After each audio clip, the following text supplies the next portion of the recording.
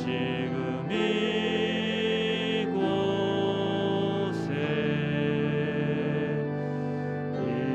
임하소서.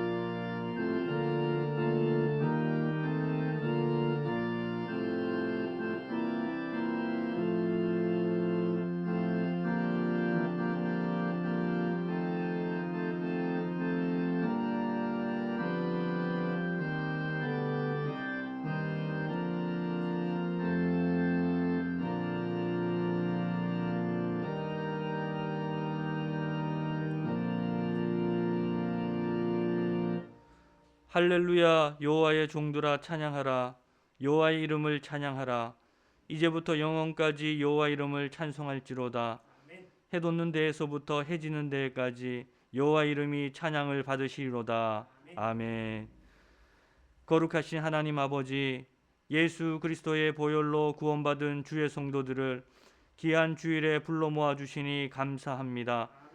이 시간 마음껏 하나님을 경배하며 찬양하게 하시옵고, 하나님께서 베풀어 주시는 한없는 은혜와 크신 복으로 채워 주시옵소서.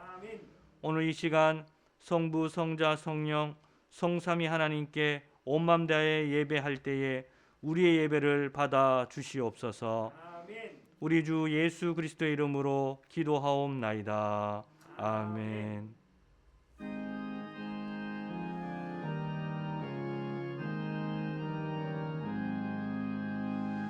만복의 근원 하나님, 온 백성 찬송 드리고 저 천사여 찬송하세. 찬송 성부 성자 성령.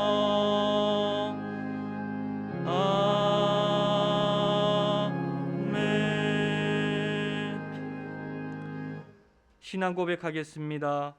전능하사 천지를 만드신 하나님 아버지를 내가 믿사오며 그 외아들 우리 주 예수 그리스도를 믿사오니 이는 성령으로 잉태하사 동정녀 마리아에게 나시고 본디오 빌라도에게 고난을 받으사 십자가에 못 박혀 죽으시고 장사한 지 사흘 만에 죽은 자 가운데서 다시 살아나시며 하늘에 오르사 전능하신 하나님 우편에 앉아 계시다가 저리로서 산자와 죽은 자를 심판하러 오시리라.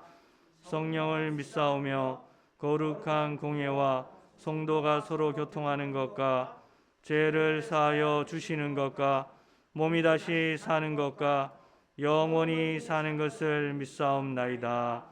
아멘.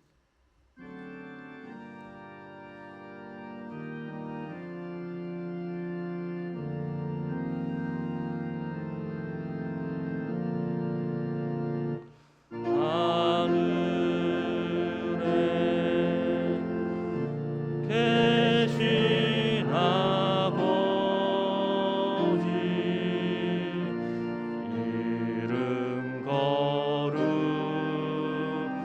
거룩하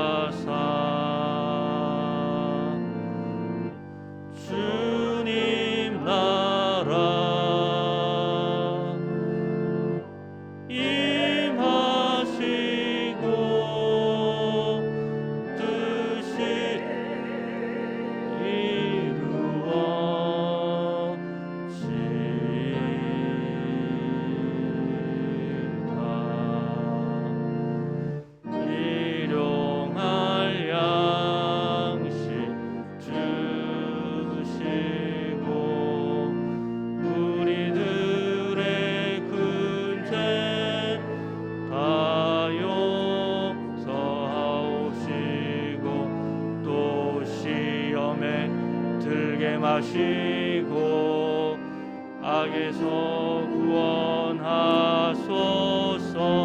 내게 주의 나라 주의 권세 주의 영광 영원히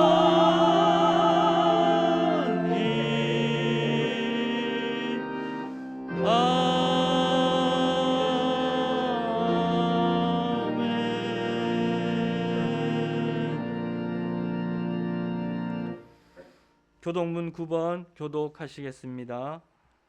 여호와여 주의 장막에 머무를 자 누구 오며 주의 성전에 사는 자 누구 오니까.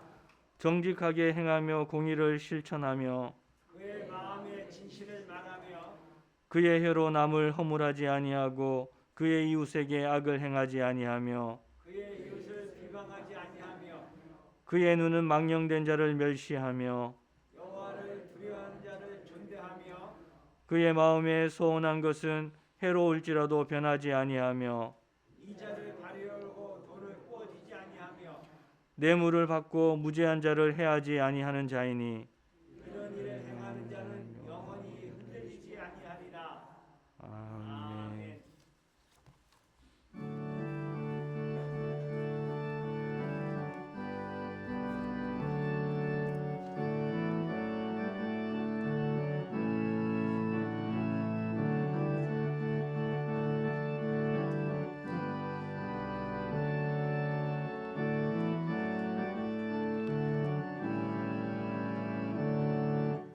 송으로 보다 수 없는 큰 사랑 주님께 영광 할렐루야. 형제 자매 모두 함께 찬송해 주님께 영광 할렐루야. 하나님의 자녀여 크게 찬송 부르며 밝고 거룩한 길로 기쁨으로 나아가 주의 보좌 앞으로 속히 들어가겠네. 주님께 영광 할렐루야. 우리 받은 주님 은혜 한량 없도다. 주님께 영광 할렐루야. 기쁜 찬송 부르면서 정 가겠네. 주님께 영광 할렐루야. 하나님의 자녀여 크게 찬송 부르며 밝고 거룩한 길로 기쁨으로 나아가 주의 보좌 앞으로 속히 들어가겠네. 주님께 영광 할렐루야. 잠시 후에 우리 모두 주 보겠네. 주님께 영광 할렐루야.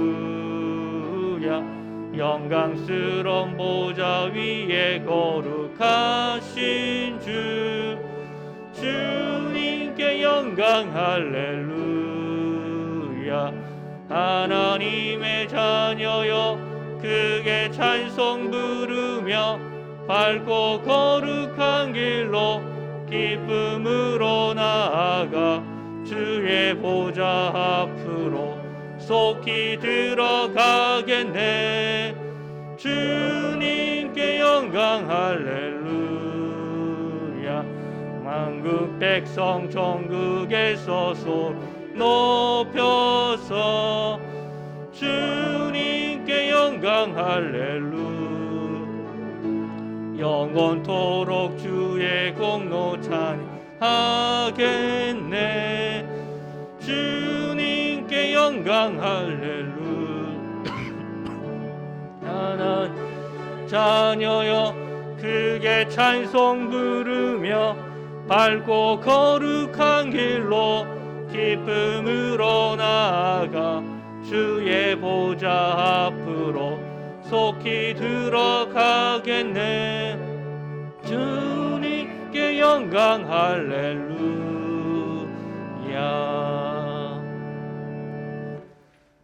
규정기도 하겠습니다.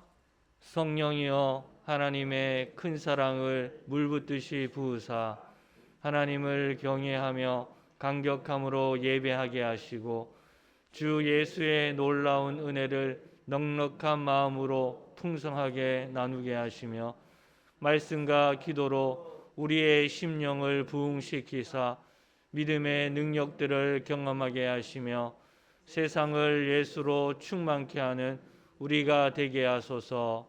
아멘. 홍영택 장로님 기도 인도하시겠습니다.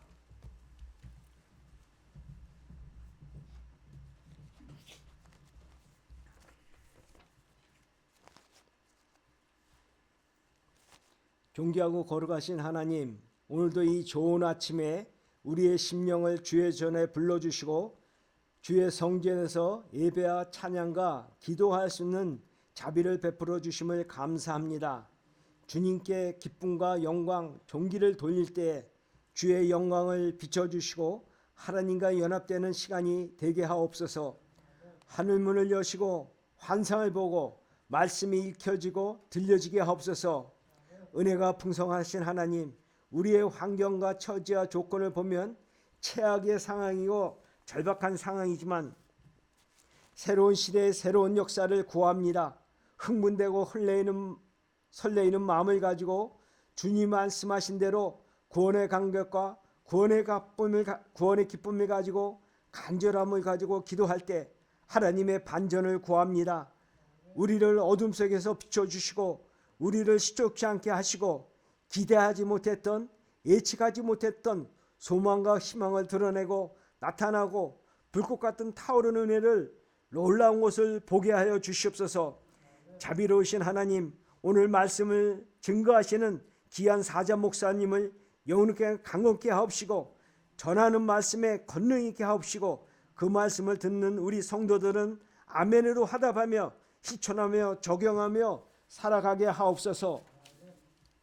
은혜로우신 하나님, 우리 하늘로 교회를 회복과 부활의 역사를 나타내는 교회로 세워주시고 어린 유아부터 노년에기까지 세대 간의 복을 주시고 고아와 가부와 나그네를 잘 섬기는 귀한 교회가 되게 하옵소서. 이 모든 것을 거룩하신 예수님 받들어 기도 올렸습니다.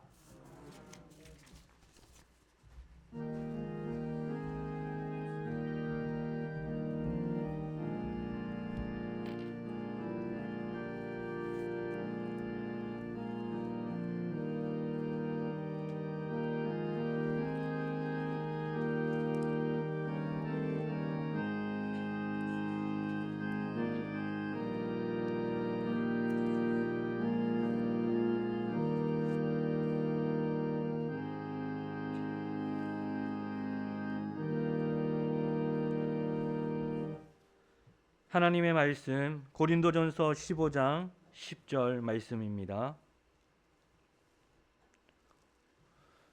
그러나 내가 나 된 것은 하나님의 은혜로 된 것이니 내게 주신 그의 은혜가 헛되지 아니하여 내가 모든 사도보다 더 많이 수고하였으나 내가 한 것이 아니요 오직 나와 함께 하신 하나님의 은혜로라.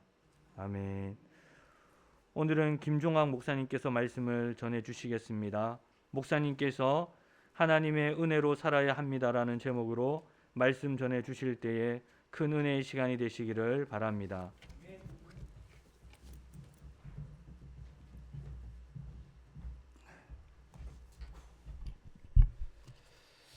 할렐루야.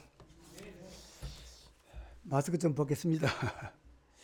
그래서 제가 이걸 사왔는데 이게 밝은 것이 아니네요.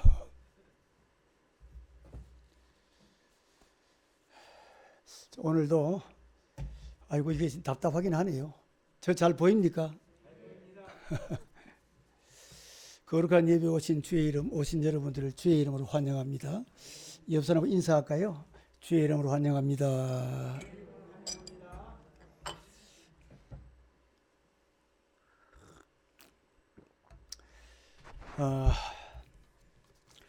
우리나라에 2번이나 방문했고 우리 기독교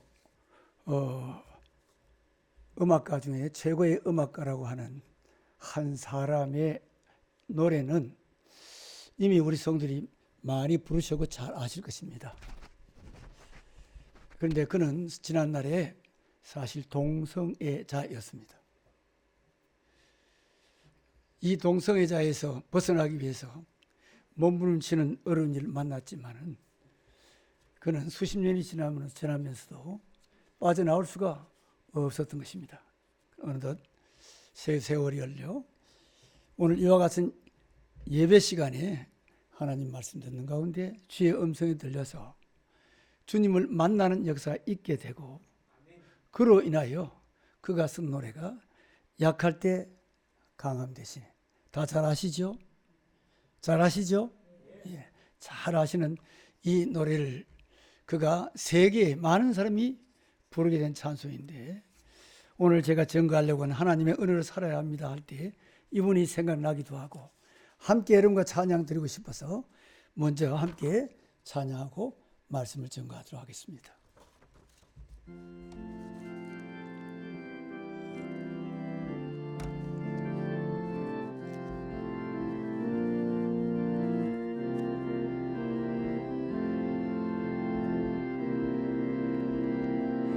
약할 때 강함 대신에 나의 보배가 되신 주 나의 모든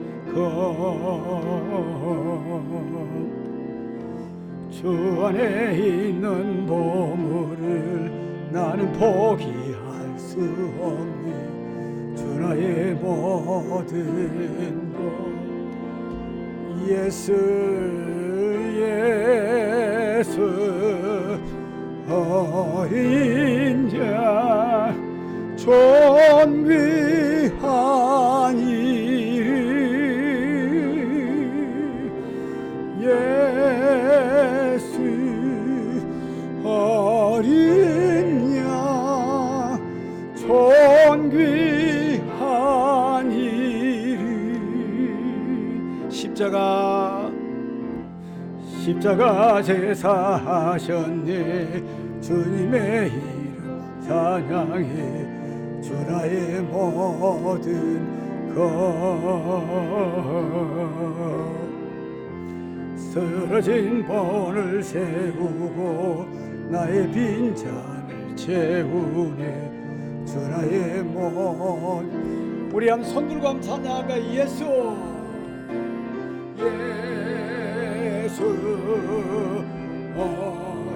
우리 힘차게 한번 외칩시다. 존귀한 이름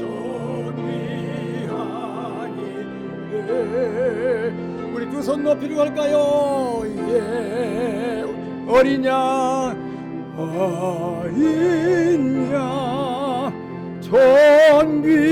존귀한 이름 다시 한번 예수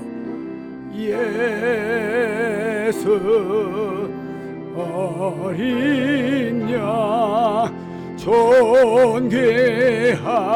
이름 예수 어린 존귀한 이름 존귀한 이름 우리 주님께 영광의 박수 올리겠습니다. 기도할게요. 하나님 아버지, 연약할 수밖에 없는 인간이라 할지라도 이렇게 세우셔서 거룩한 예배에 나와 말씀 증거하게 하신 하나님 진심으로 감사함을 드립니다. 이제 말씀을 증거하고자 하오니 데니스 전에게 만났던 주님께서 말씀하셨고 그가 만났던 주님을 말씀을 통하여 만나기를 원합니다. 주의 음성 듣기를 원합니다. 하늘문을 열어주시고 하나님 말씀이 전거될 때 아멘으로 화답하는 이 시간 되게 하여 주옵소서. 예수님의 이름으로 기도하옵나이다. 아멘.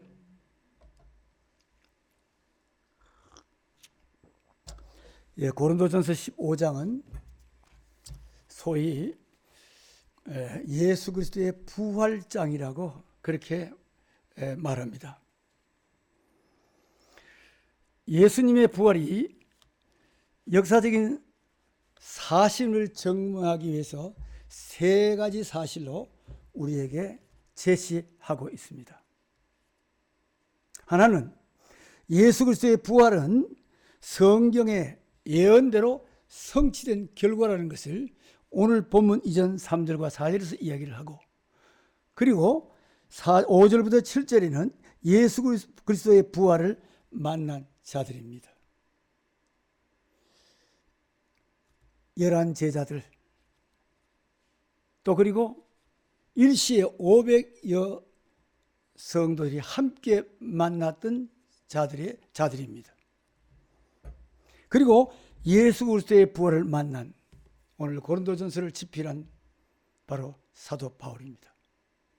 지금 말로 하면 나도 만났다. 우리 한번 할까요? 나도 만났다.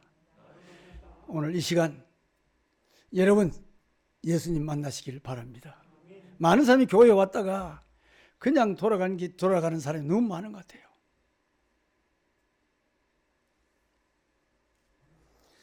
예수 그리스도의 부활은 하나님의 인류 구원의 언약이며 그 성취입니다.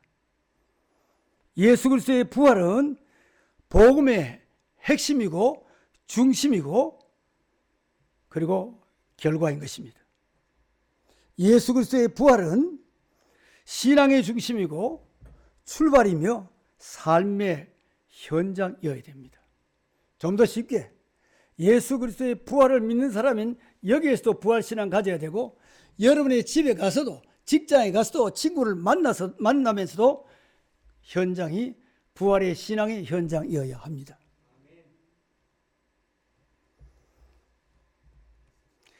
바울은 그 부활의 현장, 부활신의 현장에 대해서 오늘 읽은 본문 15장 10절입니다.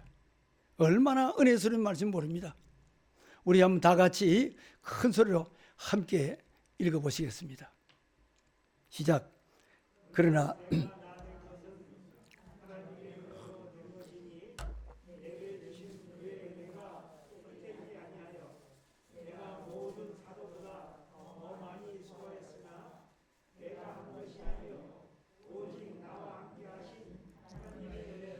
아멘. 오늘 시작할 때 그러나라는 단어로 시작하고 있습니다.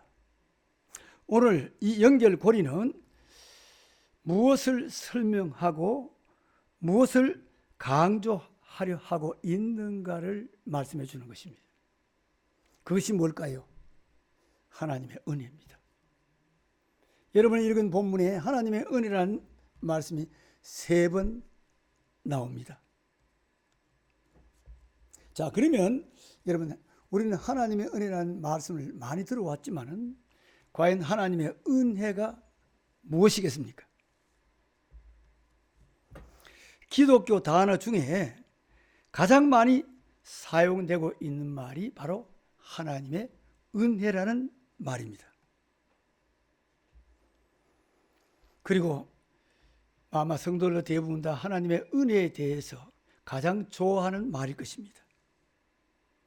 저는 그렇게 생각합니다. 이 하나님의 은혜라는 말씀은 하나님의 축복의 다른 말이라 할 수 있습니다.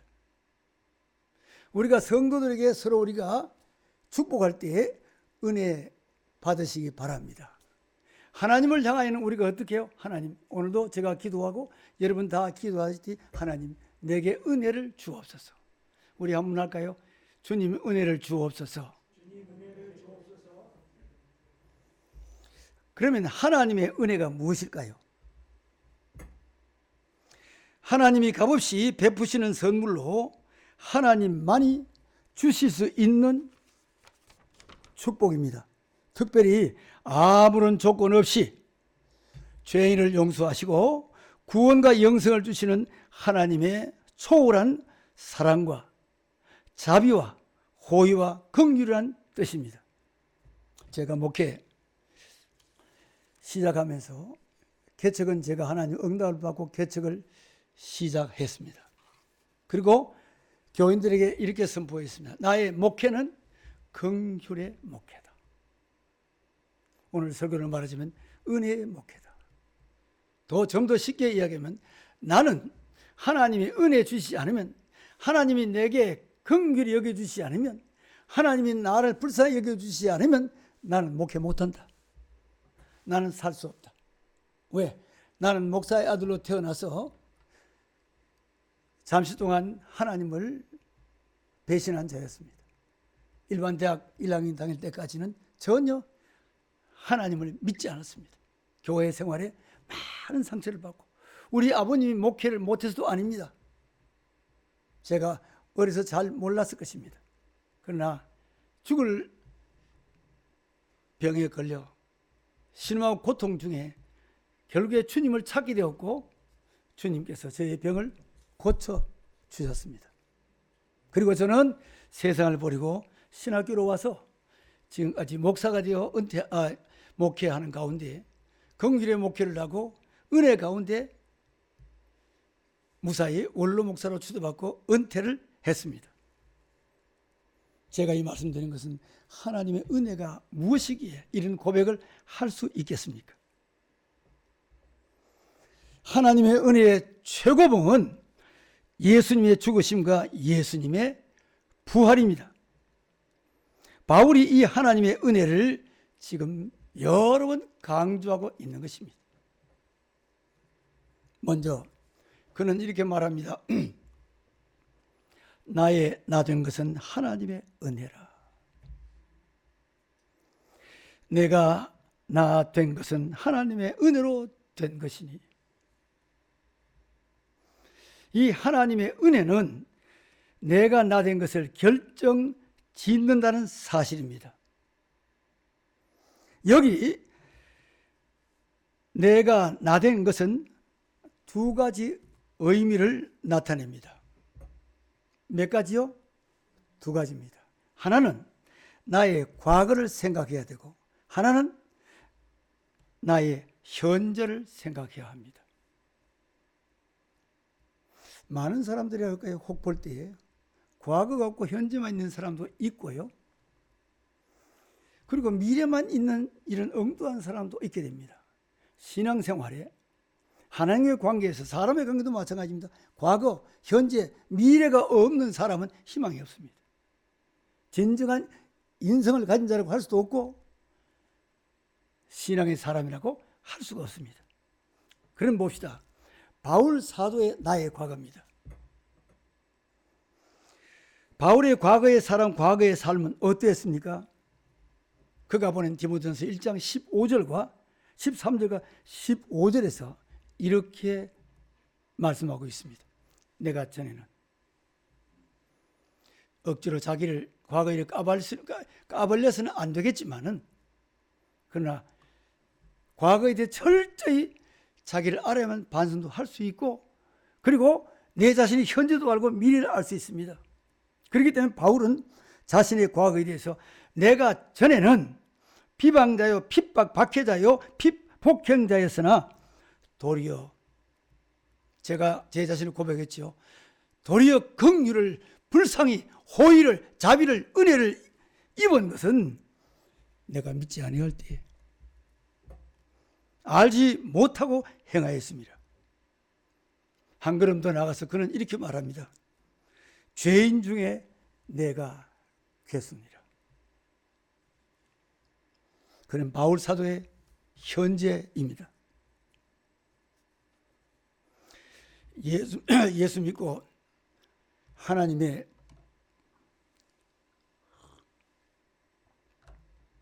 자녀가 되었으며 영원한 생명을 얻었으며 지금은 예수 그리스도의 대사도가 되었습니다. 팔레스틴에서 시작한 복음이 세계의 종교로 우뚝 세워놓은 사람이 누구입니까? 바로 바울입니다. 내가 나 된 것은 하나님의 은혜임을 우리 다시 한번 깨닫는 시간이 됩시다. 바울은 역시 에베소서 5장 8절과 8절 이하에서 11절까지 이렇게 고백합니다. 우리 한번 설거시 하지만 한번 찾아볼까요? 에베소서 5장 8절부터 11절까지입니다.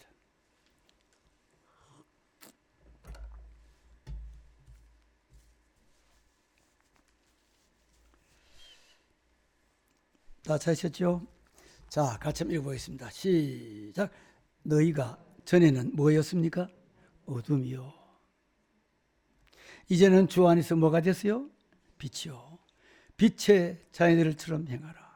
어두움과 빛은요, 정반대입니다. 그 다음 9절. 빛의 열매가 무엇입니까? 모든 착함과 의로움과 진실함에 있느니라. 그래서 어떻게 하자고요? 주를 기쁘시게 할 것이 무엇인가 시험하여 보라.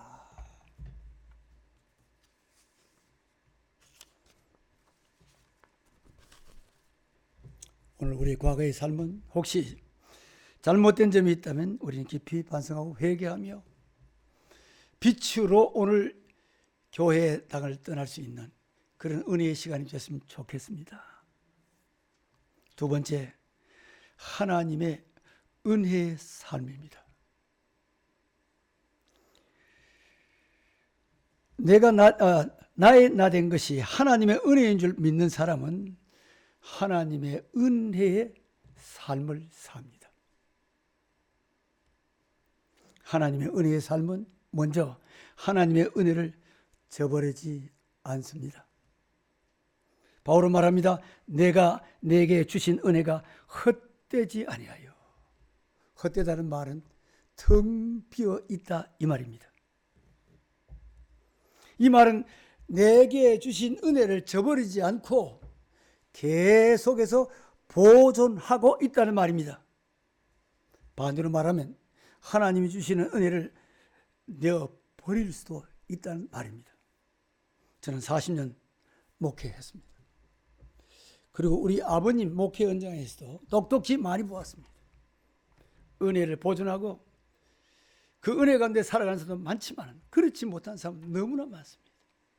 에베소 교회 성도들처럼 처음 사랑을 잃어버려서 내가 처음 사명받을 때, 내가 처음 직분 받았을 때, 내가 처음 은혜 받았을 때 눈물 콧물 쏟으며 하나님 앞에 이렇게 살았습니다. 오늘도 두 손 들고 우리가 하나님의 찬양했던 것처럼 오늘 두 손 들고 찬양한 하나님 앞에 내가 주님 앞에 나아갑니다는 그런 선언의 표시이고, 그리고 하나님 도와주십시오라고 하는 간구함이 있고, 그리고 주님 앞에 나아가고자 하는 열정이 그 속에 있는 것을 나타내는 말이 바로 우리가 두 손 들고 기도하는 성경적인 표현인 것입니다. 그런데 세월을 살다 보면 하나님의 은혜를 저버리고 신앙생활을 제대로 못한 사람이 얼마나 많습니까? 심지어 교회를 떠나는 사람도 수없이 우리를 많이 볼 것입니다. 여기 우리 하늘로 교회 이름 얼마나 이름 좋습니까? 하늘나라 갈 때까지, 주님 부르실 때까지 하나님의 은혜 저버리지 마십시오. 그리고요, 여러분의 목양을 위해서 수고하는 목사님, 여러분이 알 수 없는 어려움도 아픔도, 그리고 여러분이 주무실 때 깨어서 기도하고 눈물 흘리고 여러분을 사랑하고, 제가 매일 설교 들어옵니다만 구약 설교 절대로 하기 쉽지 않습니다. 구약 설교 많은 목사님들이 사실 어려워서 피합니다. 그 설교를 준비해서 여러분의 매주일마다 선포하는 이것이 얼마나 복된지 여러분들도 목회자를 저버린 사람이 되지 않기를 바랍니다. 물론 여러분 자녀들은 부모님의 은혜를 저버려서 결코 안 될 것입니다. 성경 속에 볼까요? 얼마나 겸손했습니까? 지금 곧 선거가 치러질 텐데 서로 대통령이 되고자 합니다. 그런데 사울은 왕으로 세우려고 할 때 나 같은 사람이 어떻게 왕이 될 수 있습니까? 거절합니다. 그렇게 겸손하여 왕이 되어 승승장구하여 국고를 튼튼히 이루어져 나가는데 그만 교만해지고 범죄해질 때 그것이 어디서 왔습니까? 하나님의 은혜를 잃어버렸던 것입니다. 그가 추락하는데 심지어 어디까지 추락합니까? 점쟁이를 찾아가고요. 그리고 귀신이 들어오고요. 헛소리하고 마지막 전쟁터에서 자기 아들과 함께 비참하게 최후를 만납니다.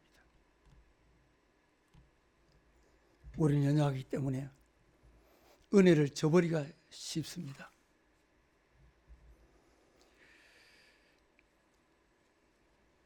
그래서 성경 고린도후서 6장 1절입니다. 우리가 하나님과 함께 일하는 자로서, 말하자면 동역자란 말입니다. 너희를 권하노니 하나님의 은혜를 헛되이 받지 말라고 가르칩니다. 그러나 바울은 일생을 하나님의 은혜의 사명을 위하여 달려갔습니다.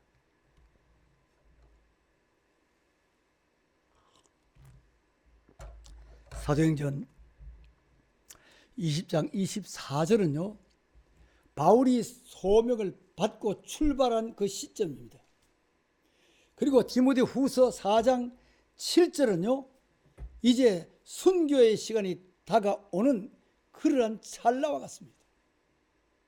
그러나 그가 부름받고 죽기 이르기까지 그가 어떻게 하나님의 은혜에 대해 살았는가를 그는 고백하고 있습니다.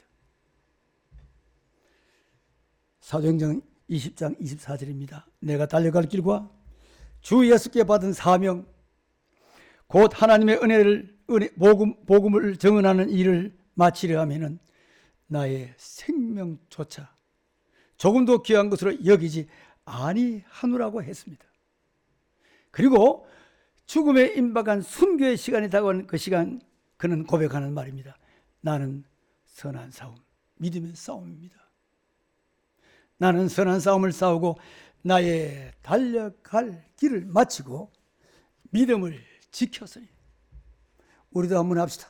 나의 달려갈 길을 마치고, 우리 좀 더 크게 할까요? 믿음을 지켰으니.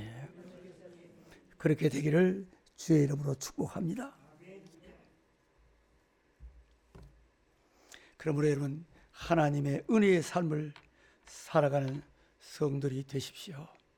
내게 주신 직분, 내게 주신 믿음, 내게 주신 시간, 내게 주신 물질, 내게 주신 건강,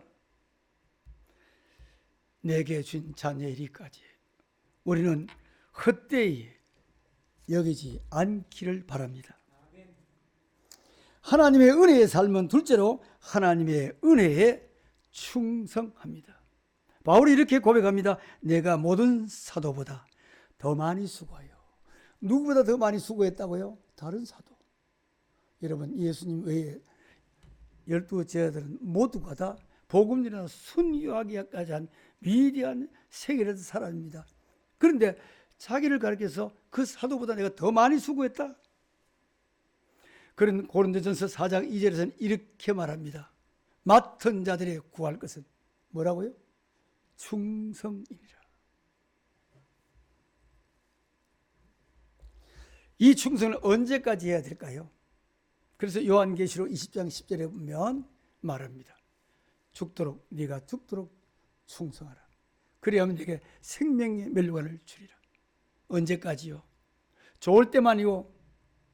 아니고 죽기까지, 끝까지 충성해야 할 것을 가르치는 것입니다. 예수님께서 많은 비유를 통해서 우리에게 말씀하시잖아요. 그 중에 마태복음 25장은 5, 2, 1달란트의 비유를 들어 말씀하십니다. 다 중요한 교훈을 가지고 있지만 특별히 이 달란트에 더 많이 관심을 가지고 더 많은 설명하신 달란트가 1달란트 받은 자에 대한 설명입니다. 그는 어쨌습니까? 주님이 주신 것을 가지고 다른 5, 2 달란트는 바로 갔습니다. 받자마자 바로 갔습니다. 그래 5, 2를 남겼습니다. 그런데 1 달란트 받은 자는 하나님을 오해한 것입니다. 착각한 것입니다. 잘못한 거예요. 하나님의 은혜를 몰랐던 겁니다. 그래서 이 하나를 어떻게 해요? 그는 묻어 두었던 것입니다. 주님 올 때 그거 가지고 나갑니다. 주님이 뭐라고 했습니까? 이 무익한 종이라 했습니다. 아무 쓸모없는 종이라는 말이죠. 그리고 하는 말씀입니다. 바깥 어두운 데로 내쫓으라. 거기서 슬피 울며 이를 가리라. 얼마나 비통한 최후입니까? 그래요. 하나님의 은혜를 깊이 알면 알수록 더 많이 수고합니다. 아마 이 교회도 다르지 않을 거예요. 설마 제가 잘못 판단을 용서하십시오. 교회 보면 소위 목사님의 인사이드라고 하잖아요. 최측근의 사람들. 얼마나 많은 헌신을 합니까? 땀 흘리고. 그러나 사람들에게 제일 관심을 만도 받지만 많은 비난도 받습니다. 그러나 그러한 분들, 여러분들 그것 생각하지 말고 충성하는 가운데 더 많이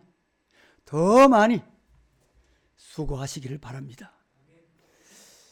바울이 빌레몬이라고 하는 자에게 편지를 보낸 서신이 빌레몬서입니다. 빌레몬서는 한 장밖에 없죠. 그는 원래 종이었는데 주인의 돈을 훔쳐서 도망갔습니다. 그러다 바울이 옥중에 있을 때 바울의 소문을 듣고 왔다 그를 만나서 그는 개종해서 그는 완전히 사람 바뀌었습니다. 그래서 바울이 편지를 써서 그 주인에게 보냅니다. 그런데 거기 편지에 보면 이런 말이 있습니다. 빌레몬을 향하여. 빌레몬이 주인이고 오네시모가 도망간 자입니다. 그에게 한 말입니다. 빌레몬에게 이제 그를 받아주기를 원하면서 그에게 말합니다. 네가 말한 것보다 더 행할 줄 알고. 이미 바울 사도는 빌레몬이 더 행할 줄 알고 이런 편지를 쓸 만큼 말보다 더한 그러한 사람이었음을 봅니다.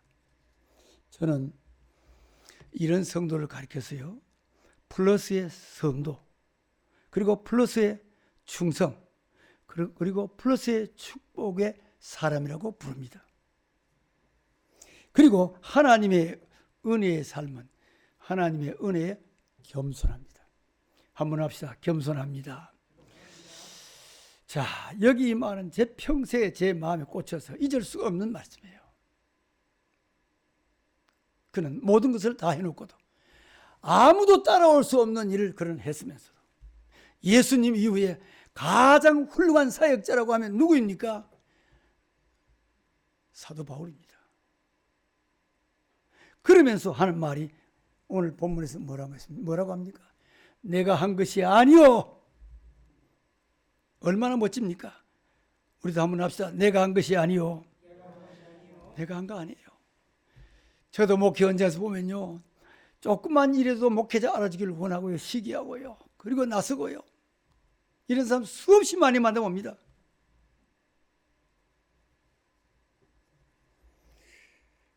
오늘 15장 8절 9절에서 그는 이렇게 말합니다. 맨 나중에 만삭되지 못하여 난 자, 날 때부터 나는 다른 사람보다 못하다는 거예요.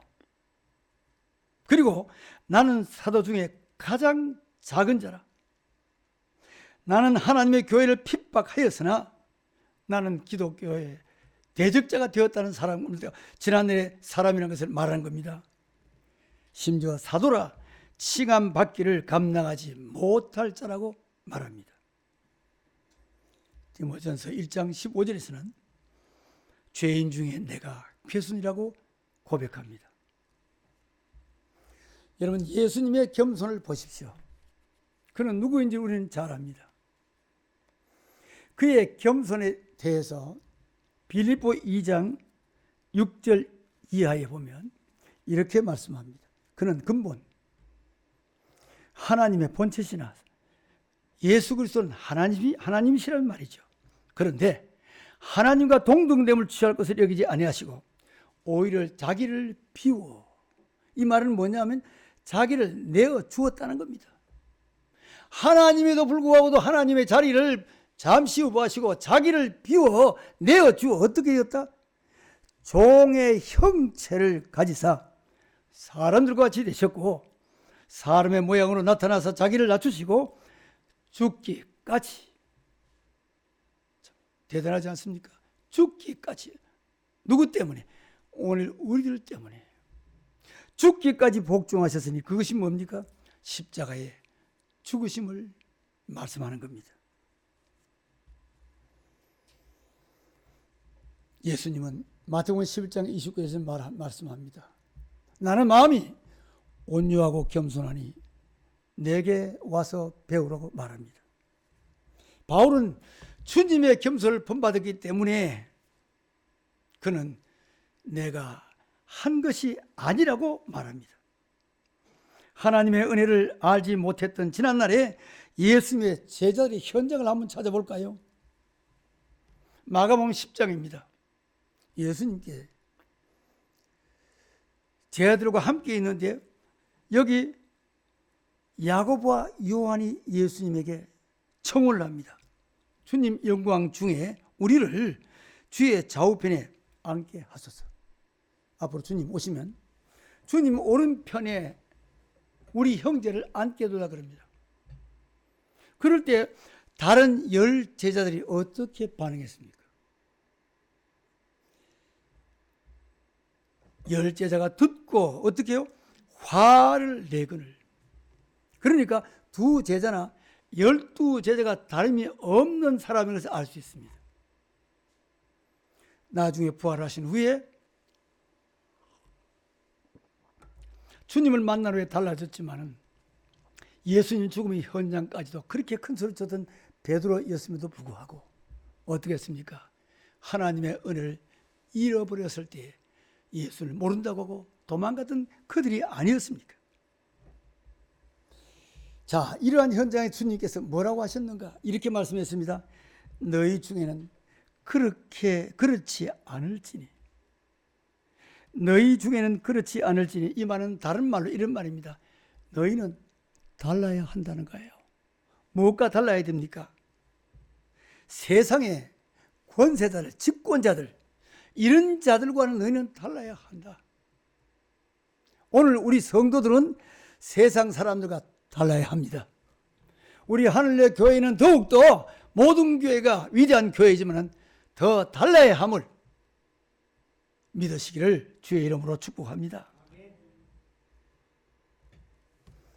그래서 바울은 항상 자기 자신이 하나님의 사도임에도 불구하고도 그는 자기를 가리켜서 그가 쓴 성경의 첫머리 보십시오. 항상 그는 이렇게 말합니다. 예수 그리스도의 종 바울은, 종은 주인이 아닙니다. 주인에게 예속되어 있는 자입니다. 주인이 원하는 대로 해야 됩니다. 주인이 시킨 대로 해야 됩니다.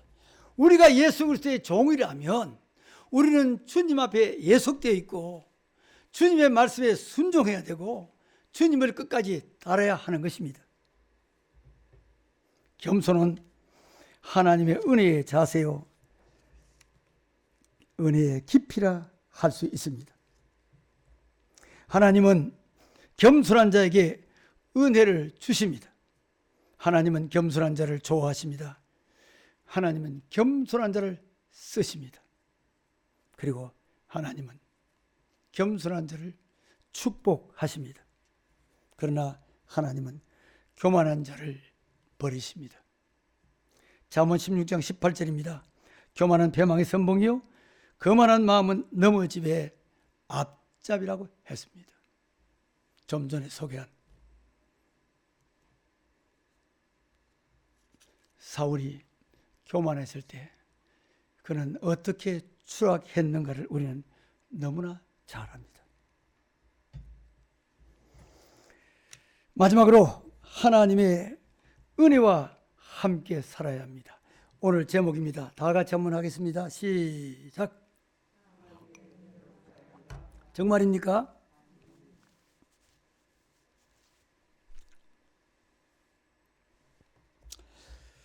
오직 나와 함께 하신 하나님의 은혜라고 했습니다.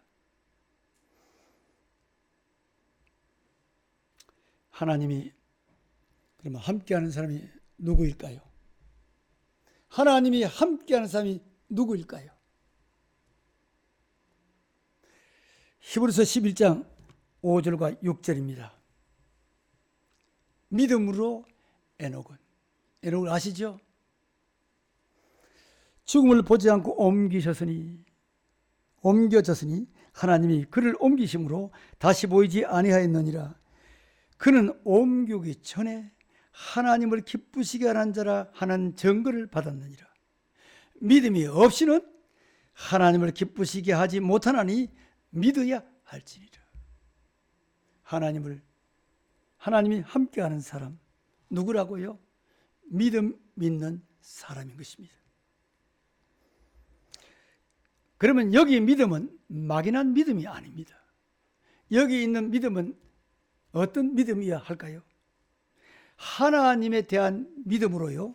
하나님의 절대 주권, 여러분 하나님의 능력을 신뢰하고 의지하며 그리고 순종하고 끝까지 따르는 것입니다. 내가 주인 노릇하는 사람은 하나님의 주권을 가진 신앙이 아닙니다. 하나님의 주권의 신앙은 하나님의 말씀은 예입니다. 그것이 현장으로 가야 합니다.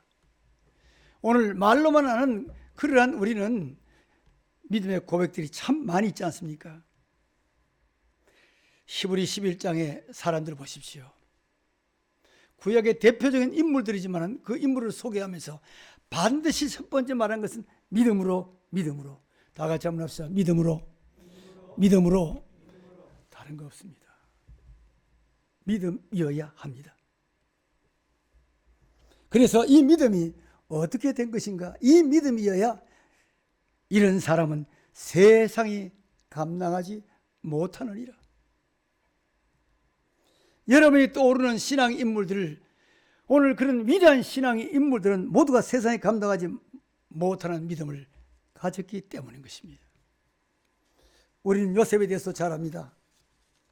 얼마나 그는 효자고 그리고 부모님 말씀 잘 듣고 부모님 가까이에서 어릴 때부터 살았습니까? 독차지 사랑을 받고 그리고 하나님께서 그에게 앞날에 대한 분명한 그에게 두 가지의 그런 비전도 허락하여 주셨어요. 그런데 그 비전 때문에 형제들이 시기를 받고요. 어떻게 됐습니까? 억울하게 팔려가잖아요. 여러분, 하나님 향한 믿음의 비전이 어떻게 형제에게 팔려가도록 하나님이 그냥 두실까요?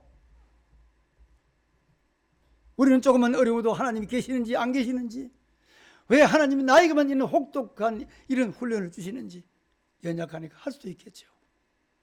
그것뿐만입니까? 결국에 그는 팔려갑니다. 애굽 상인 보디바리지로 팔려갑니다. 거기에서 신앙생활을 하려고 말씀 지키려고 하다가 결국에 그는 감옥까지 추락합니다. 눈 감고 보디바리 아내의 유혹에 그가 흔들렸다면 출세일을 갈 수 있었겠지만 그러나 세상을 물질을 권세를 택하는 것이 아니라 하나님을 택했습니다. 요셉의 무엇이 바로 믿음입니다. 그런데 성경은 한결같이 그가 팔려갔을 때에도 감옥에 있을 때에도 나중에 등용되어 애굽의 제2인자의 자리에 앉기까지 앉은 후에도 일률적으로 말씀한 것이 뭐냐? 하나님이 함께 하시니, 다 같이 하나님이 함께 하시니, 함께 하시니 어떻게 돼요? 형통했다. 할렐루야. 하나님이 함께 하시니 형통했다. 그 하나님의 형통은 우리의 믿음과 직결된다는 것 다시 한번 우리가 깨달읍시다. 하나님이 함께하는 사람은 승리합니다. 믿음이 이기네. 주 예수를 믿음이 온 세상 이기네. 우리 그런 찬도 있지 않습니까? 믿음이 이기네. 저 예수를 믿음이 온 세상 이기네. 믿음이 이깁니다. 성도는 죄 앞에 무릎 꿇지 않고 오직 하나님의 은혜 앞에 무릎 꿇습니다. 우리는 하나님의 은혜로 살았고 하나님의 은혜로 살아야 합니다. 자, 말씀을 맺으면서 제가 목회 은퇴하기 전 그렇게 오래되지는 않았지만 서서히 이제 목회 마무리도 위해서 평상시 제가 강단에 선포했던 말씀과 제가 살았던 신앙과 앞으로 남겨진 말씀을 성도들에게 제가 세 가지로 늘 전해왔습니다. 제가 은퇴식 답사에서도 세 가지로 다시 한번 제가 말씀드렸습니다. 그것이 뭘까요? 하나님이 하셨습니다. 하나님이 하십니다. 오직 하나님의 은혜로 살아야 합니다. 왜 제가 이런 말을 오늘 설교에 담겼습니다. 여러분, 나부터 시작해서 교회에 내자 모든 것 누가 하셨느냐? 하나님이 하셨어요. 과거입니다. 미래는 어떻게 해요? 과거에 하셨던 그 절대주권자 하나님이 앞으로도 하십니다. 그러니까 어떻게 해야 될까요? 오직 하나님의 은혜로 살아야 됩니다.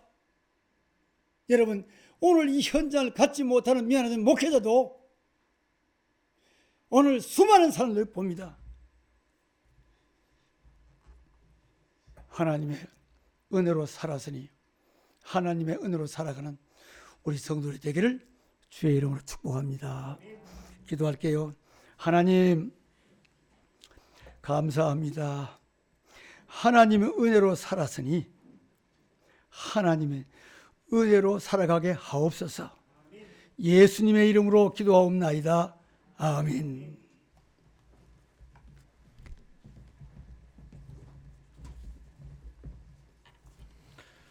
찬송 310장 부르면서 헌금하겠습니다.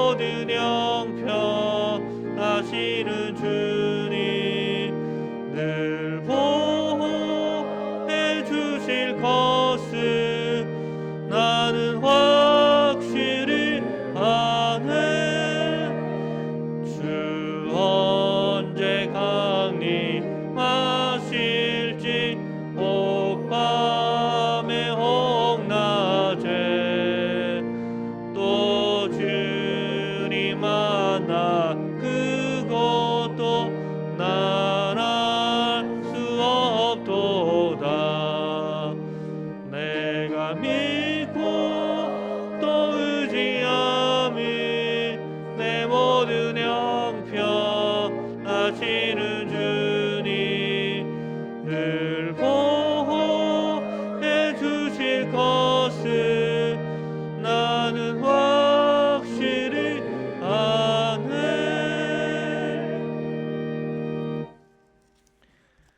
간구 말씀드리겠습니다. 오늘 설교하여 주신 김종화 목사님께 감사드립니다. 박수로 감사를 표하겠습니다. 담임 목사님께서는 영동제일교회 목사 청빙을 위한 공동의회 인도차 출타하셨습니다. 3월 첫 주일부터 일부 예배를 오전 9시에 드립니다. 다음 주부터 오전 11시에 주일학교가 시작됩니다. 2월 봉사자 수고 많으셨습니다. 3월 봉사자는 예배 후 성가대석에 남아주시기를 바랍니다. 방역수칙 잘 지켜주시기를 바라겠습니다. 성경 천독 윤보희 권사님 하셨습니다. 박수하겠습니다. 주보 모음집을 신청하신 분들께서는 나가실 때 받아가시기를 바랍니다. 기도하겠습니다. 은혜가 풍성하신 하나님 아버지, 우리를 구원해 주시고 지금까지 호흡하게 하시고 지켜주신 그 은혜에 감사하여 성도들이 온 마음 다해 헌금하고 헌신하오니 받아 주시옵소서. 우리가 드린 헌금을 예수님의 보혈로 깨끗하게 하시옵고 주님께서 흠양하여 주시옵소서. 육신이 연약한 자에게 강건함을 더하여 주시옵고 재정으로 어려운 이들에게는 재정의 문이 활짝 열려지게 하시며 취업 준비와 학업 중인 자녀들에게는 지혜의 복을 주시며 결혼을 앞둔 자녀들에게는 만남의 복을 허락하여 주시옵소서. 이 시간 우리를 먹이시고 입히시며 돌보시는 하나님의 복과 사랑을 경험케 하시옵소서. 이 모든 말씀 우리 주 예수 그리스도의 이름으로 기도하옵나이다. 아멘. 모두 일어나서 한라에서 백두까지 찬송하신 후에 김종학 목사님께서 축복해 주시겠습니다.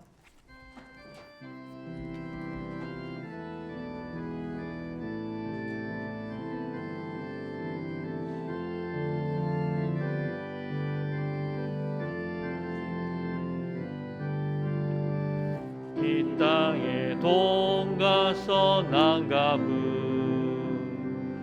가득한 죄악 용서하소서.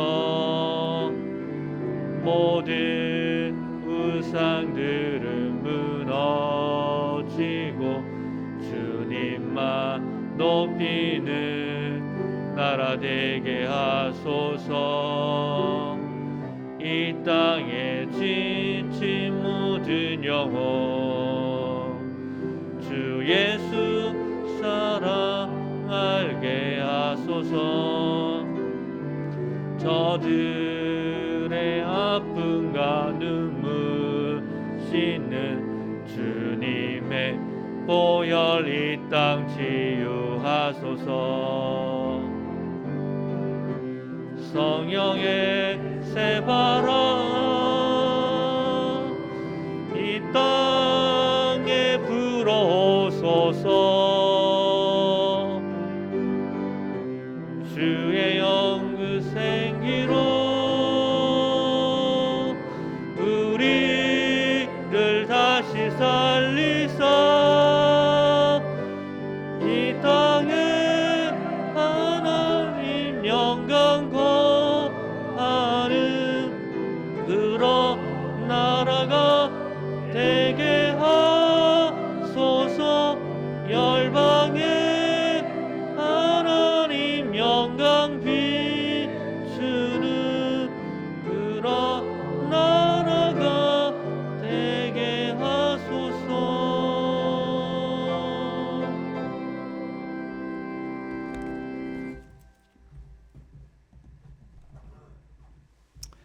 지금은 우리 주 예수 그리스도의 은혜와 독생자 예수 그리스도를 보내어 주신 하나님의 고마우신 사랑하심과 성령의 감화 인도 충만 교통 보호하심이 하나님과 함께 살리라 다짐하고 돌아가는 사랑하는 성도들 머리 위에 영원토록 함께 있을지어다.